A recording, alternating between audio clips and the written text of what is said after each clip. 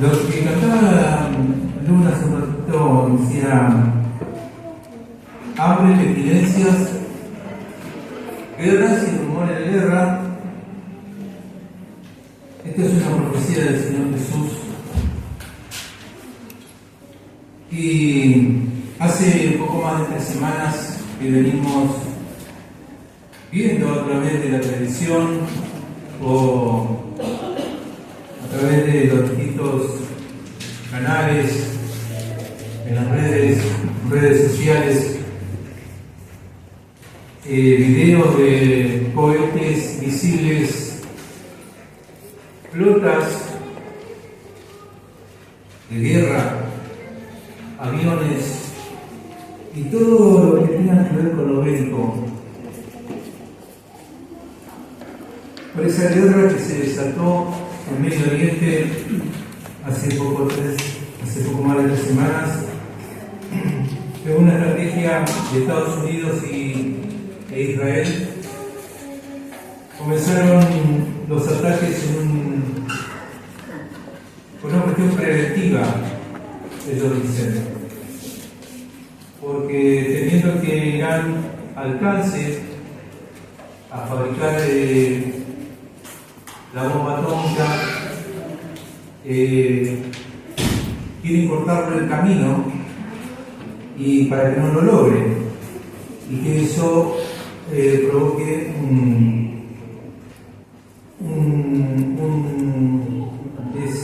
una desestabilización zonal y el que salga perdiendo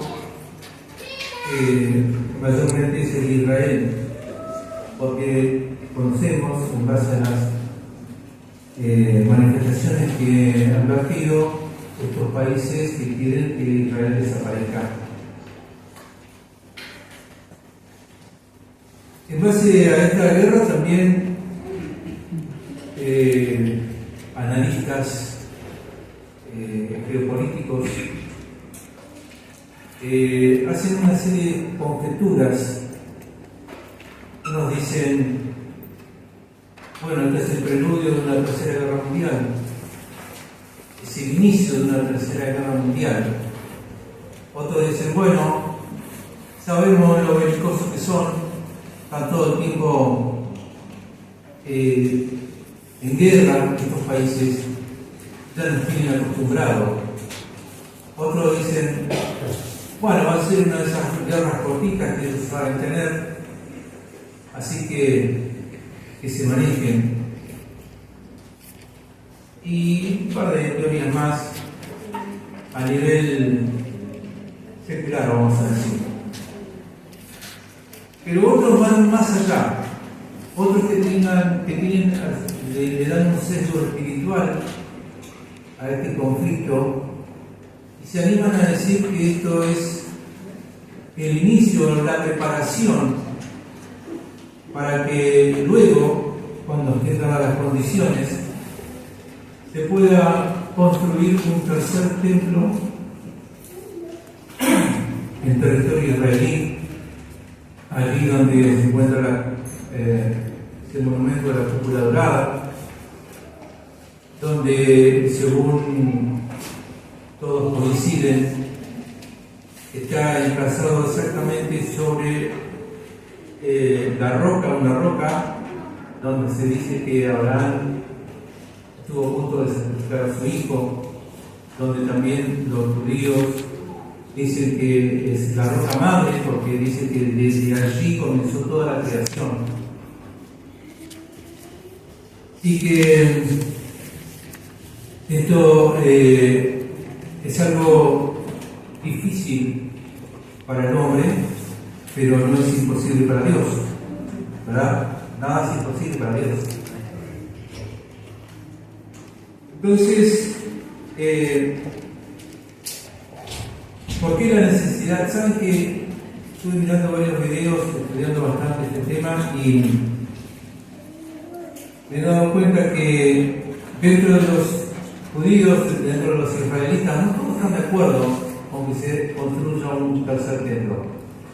Hay una minoría que son ateos, no creen en Dios, son judíos, pero no creen en Dios. Después están los que creen, pero están los ortodoxos, los moderados, los que sí, pero no. También están los cristianos, judíos cristianos. Y entre todos tampoco se ponen de acuerdo por un futuro tercer templo. Unos dicen no es necesario, otros dicen va a ser peor el remedio que la enfermedad. Hoy no tenemos el templo, pero estamos en paz, relativamente hablando. Sacar la cúpula dorada de ese lugar sí va a generar una tercera guerra mundial. Hay más de 2.000 millones de personas que practican el islamismo. Entonces, es posible pensar que esa gente no va a reaccionar si se actúa sacando la cúpula dorada de ese lugar. Pero, ¿de dónde nace la idea de un tercer templo? ¿Por qué algunos quieren que se pueda reconstruir un tercer templo en ese lugar, en Israel, en Jerusalén? Y no es en cualquier lugar, porque Jerusalén tiene espacios vacíos donde podría reconstruirse o construirse un templo. Pero ellos dicen, tiene que ser ahí, tiene que ser en ese lugar y no en otro. Hay un pasaje en Éxodo capítulo 25, verso 8, que dice, le dice Dios a Moisés para que le transmita al pueblo: harán un santuario para mí y habitaré en medio de ellos.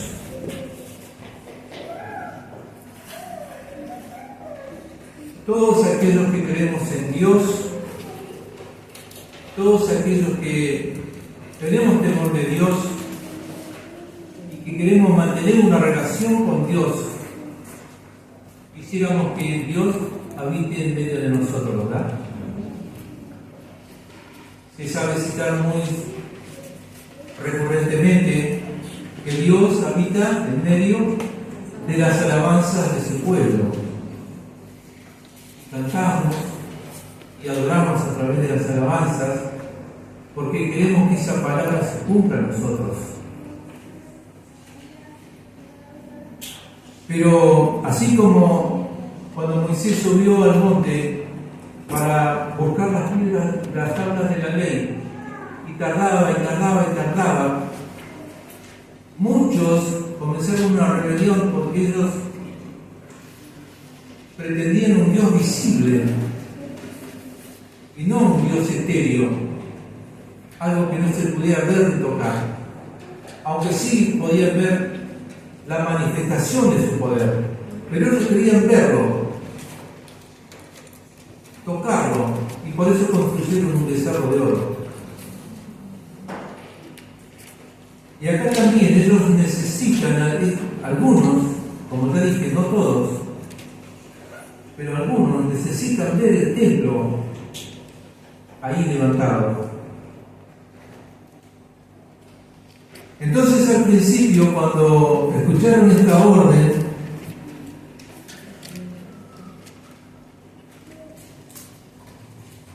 me harán un santuario y yo habitaré en medio de ellos, lo primero que se hizo por orden de Dios fue una tienda de campaña. ¿Por qué? Porque estaban en el desierto, obviamente, no era el lugar donde ellos se iban a quedar definitivamente. Estaban de paso por el desierto y ese santuario ya los venía acompañando.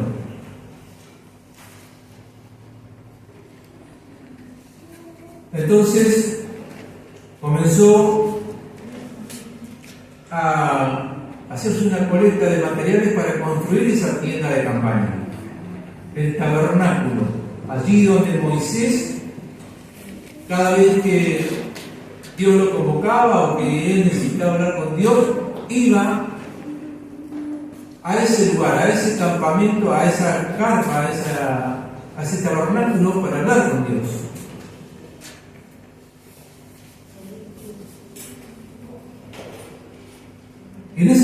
vuelta, la gente evidentemente quería que ese tabernáculo se construyera. Y fíjense lo que pasó. Comenzaron a donar cosas: oro, plata, cobre, piedras preciosas y semipreciosas, telas finas, pieles teñidas, madera, todo de la mejor calidad. Y fue tanto lo que donaron, porque evidentemente querían que ese tabernáculo se construyera. Dice en el capítulo 36, versos 6 y 7: entonces Moisés mandó pregonar por el campamento diciendo: ningún hombre ni mujer haga más para la ofrenda del santuario, ya no traigan más. Porque los artesanos y aquellos que estaban trabajando en la construcción de ese tabernáculo le dijeron: basta, no traigan más porque nos está sobrando material, ya no es necesario que sigan ofrendando. Y así se le impidió al pueblo ofrecer más, pues tenían material abundante para hacer toda la obra que sobraba. Qué lindo que es leer esto. Cuando hay una necesidad, donde el pueblo es convocado a aportar por una necesidad, por un objetivo, y todos de corazón ofrendan, de tal manera que alguien diga: bueno, basta, no traigan más porque no tenemos dónde meter tanto material.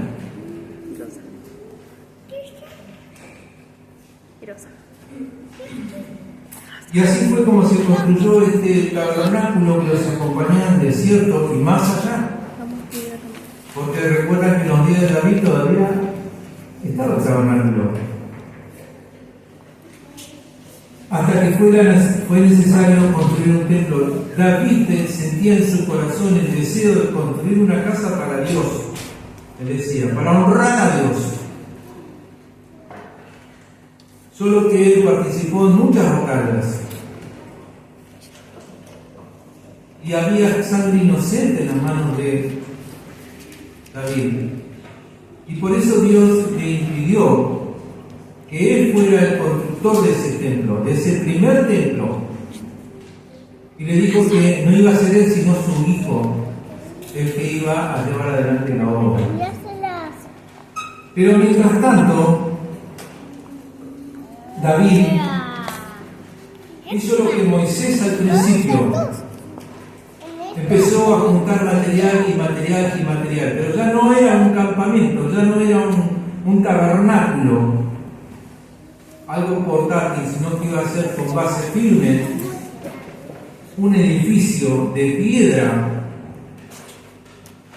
y de toda clase de material fino, oro, madera fina, ¿qué preguntó? plata. Y Y dice que de su propio tesoro David donó una importante cantidad de oro para la construcción de ese primer templo, que no iba a hacer, que él no iba a construir, porque Dios no se lo permitió. Sin embargo, él dijo, Primera de Crónicas, capítulo 29, verso 5. Ahora bien, y le estaba dirigiéndose a los príncipes, a las cabezas de las familias y de las tribus de Israel. ¿Quiénes de ustedes seguirán mi ejemplo y hoy darán ofrenda al Señor? Con este propósito, ¿verdad? Verso 5, verso 9. Y el pueblo se alegró por las ofrendas porque había dado libremente, es decir, estaba la petición, estaba el pedido, pero no estaba la obligación, a ver si se entiende. ¿Sí? A veces pedimos colaboración porque tenemos que comprar material para la limpieza de la iglesia. ¿Sí? ¿Queremos tener una iglesia limpia? Sí, queremos tener una iglesia limpia. Pero que no se va a limpiar sola. Necesitamos comprar los insumos para que la iglesia esté limpia, el comedor esté limpio, los baños estén limpios y tengan lo necesario. Pero no es obligación, es voluntario, lo hacemos voluntariamente. Se le pidió al pueblo que libremente, sin obligación, pero libremente, dieron de todo corazón. ¿Ustedes saben cuándo fue la época más próspera de Israel?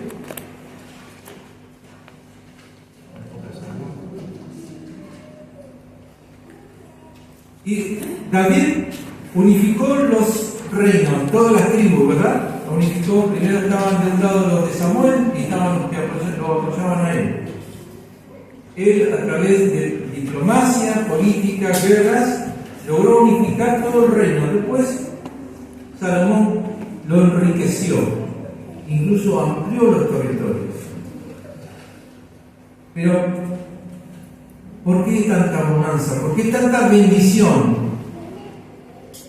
Porque el pueblo no era mezquino. Había un propósito, había una meta que los impulsaba a dar. Luego vino su hijo, el constructor, y que le valió que se identificara a este primer templo de piedra como el templo de Salomón. Dice que cuando Salomón asumió el trono, el rey de Tiro, que se llamaba Irán, mandó embajadores diplomáticos y le dijo: mira, yo era amigo de tu papá, yo era muy amigo de tu papá. Y esto Salomón lo sabía y le mandó una nota al rey de Tiro y le dijo: yo necesito materiales del Líbano, necesito madera del Líbano. Y te propongo que vos me mandes madera porque quiero construir un templo para Dios, para mi Dios, para el Dios de Israel, aquel que no pudo construir tu amigo, el rey David. Vos me mandás madera y yo te mando comida. Perfecto, dijo el rey de Tiro. Hagámoslo así. Entonces Salomón destinó 30.000 hombres, 10.000 y 10.000. 10.000 iban en un mes, trabajaban en los bosques del Líbano, volvían, descansaban 2 meses, mientras tanto iba otros 10.000, hacían lo mismo, volvían, descansaban 2 meses, y así iban rotando. Porque Salomón reconocía que los idóneos eran expertos en trabajar la madera, en reconocer qué madera era buena, qué árbol era digamos, escogido para cortarlo y de ahí sacar buenas maderas. Entonces le dijo: vos ponés los expertos, yo pongo la mano de obra. 30.000 hombres destinados para todo lo que tenía que ver con la madera. 150.000 hombres mandó a las canteras para que trabajaran, para que cortaran la piedra, para que cortaran los bloques a medida. Bloques a medida. Dice la historia que cuando empezaron a construir el templo, dice que no se escuchaba chuela que golpeara la piedra. Era cuestión de agarrar la piedra y seguramente los capataces dirigiendo, porque eran 3.300 capataces dirigiendo la obra. No sé cómo harían, estarían numeradas, estarían marcadas, esta piedrita acá, esta piedra allá. Pero no se escuchó ninguna herramienta que golpearon la piedra para construir el templo. Fíjense al nivel que estaba construido ese templo. En total, más de 180.000 personas trabajaron durante 7 años para construir el templo de Salomón. Esa era la importancia que le daban al templo. Un templo que, según dicen los libros, era majestuoso, una de las 7 maravillas de ese tiempo, por lo magnífico, por lo bien construido, por el material empleado. Medía 9 metros de ancho, este salón tiene 8 metros de ancho, tenía 1 metro más de ancho. Medía 27 de fondo. Este terreno tiene 30 metros de fondo. Era 3 metros menos que lo que mide este salón y el comedor. Y tenía una altura de 13 metros y medio para arriba. Imaginémonos un edificio común y corriente que tiene más o menos entre 3,5 y 4 metros de altura. ¿Sí? Poco más de 4, un edificio de 4 pisos. Esas eran las dimensiones del templo de Salomón. Piso de madera, después lo revistieron en oro, enchapado en oro, paredes de madera, revestidas en madera, después enchapado en oro. Un candelabro que, si no me acuerdo mal, pesaba 70 kilos de oro macizo. También la mesita donde se quemaba el incienso, de madera de acacia revestida en oro. La mesa de los panes, también revestida en oro. Y adentro, después del velo que estaba, el arca del pacto, toda revestida en oro. Espléndido, majestuoso. La gente se asombraba de lo que había ahí. Luego vino el castigo por desobediencia. Primero cayó el reino del norte, todo lo que David había construido y había ampliado su hijo Salomón, que al final de su vida cayó. Pero todo eso se perdió por disputas políticas. El reino se dividió, Israel al norte, Judá al sur. Israel desde el principio comenzó a pecar. El reino del norte comenzó a pecar desde el principio y cayó en manos de los asirios. Casi 100 años después pasa lo mismo con el reino del sur, Judá. Vienen los babilonios, destruyen todo. Destruyen puntualmente los edificios más importantes, también el templo. Y se llevaron todo lo que había ahí. Todo lo que tenía algo de valor se lo llevaron. Más tarde, 70 años después, terminado ya el cautiverio, aparece la figura de un tal Ciro el Grande, Ciro el Persa. Este hombre saca un decreto inspirado por el Espíritu Santo de Dios, que lo impulsa a decretar que se construya o se reconstruya un templo para el Dios del cielo en Jerusalén. Saca ese decreto del rey, que es irrevocable, y ordena que del tesoro de los persas se financie también el templo. Fue así como Zorobabel empieza la reconstrucción de este templo. Lo primero que hizo fue el altar para presentar las ofrendas. Lo primero. Después estuvieron construyendo el templo. Los samaritanos metieron ahí un poquito de estorbo porque no los dejaron participar en la reconstrucción. Y después de una serie de idas y venidas, una interrupción de más o menos 7 años, se pudo continuar con la obra y se terminó 516 más o menos antes de Cristo este segundo templo, no con el esplendor del primero. Ya no había tanto oro, si bien le habían devuelto todos los utensilios que había en el templo, pinzas, vasos, cáliz, todo lo que estaba ahí lo devolvieron. Del altar de la alianza no se supo más nada, pero el 99% del resto de las cosas apareció, se lo devolvieron.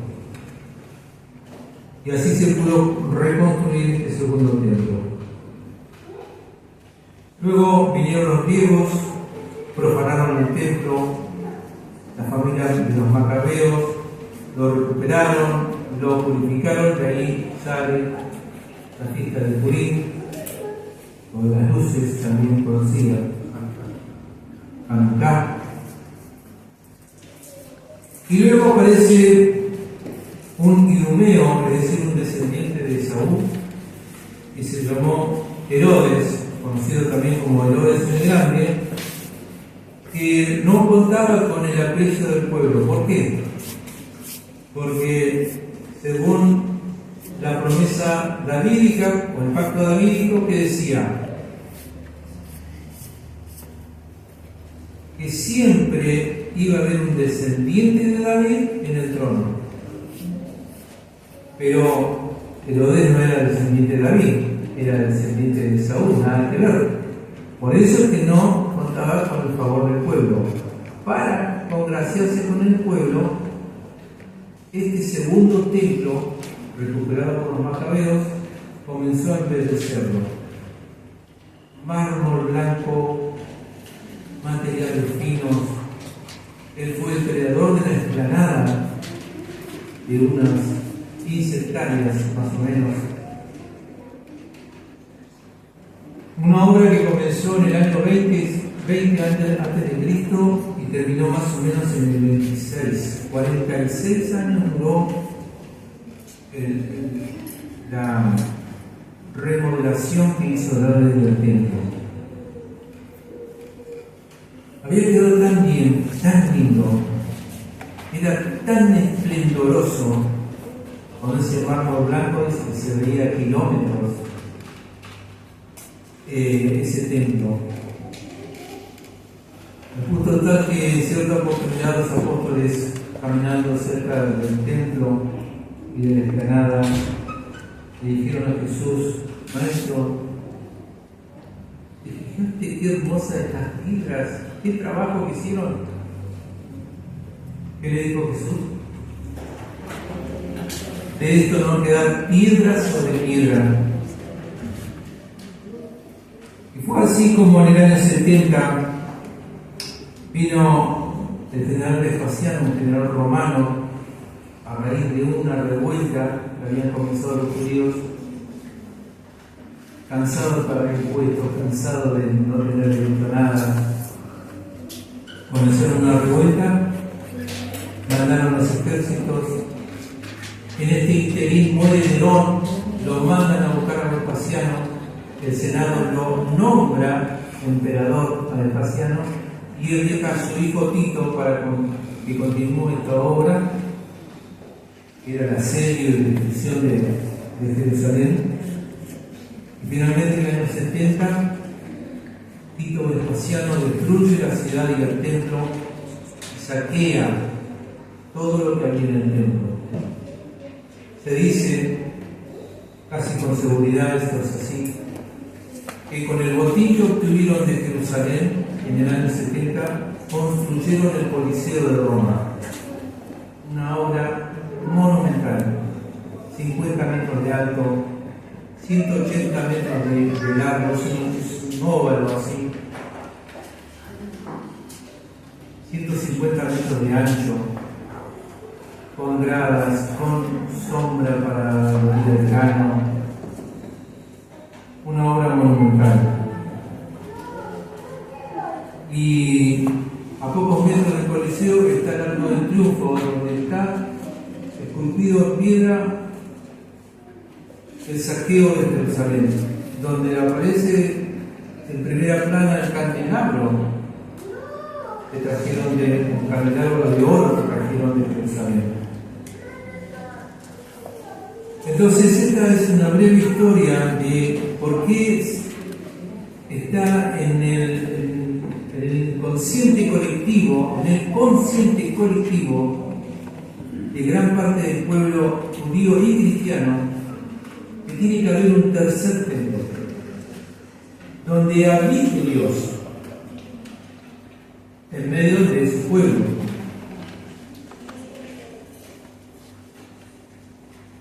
Hay un rabino, no sé si está vivo todavía, que se llama Israel Ariel.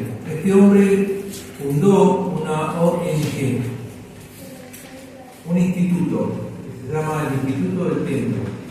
Allí hay un museo donde están los distintos estadios de esta morada de Dios. Todos hemos gustado la bondad del Señor, ¿verdad? El Señor ha tenido misericordia de nuestras vidas. Y si hoy venimos a esta casa, al margen de que podamos haber venido por familia, por amistad, por costumbre, pero creo que todos hemos venido a buscar de Dios. Hemos venido a buscar su bendición, hemos venido a buscar un contacto, aunque sea mental. Señor, necesito de ti. Señor, necesito que me ayudes. Tengo un problema, Señor. Y el único lugar, como decía el pasaje de la oración, firme, un castillo, un refugio, donde yo pueda estar, eres tú. Por eso, hermanos, es que es hermoso ser parte de este edificio espiritual, de este tercer templo, no sé cómo denominarlo, pero sí de este edificio espiritual. Donde tengamos como principal piedra a nuestro Señor Jesucristo. Que el Señor nos bendiga su palabra. Los invito a que se pongan de pie, hermanos.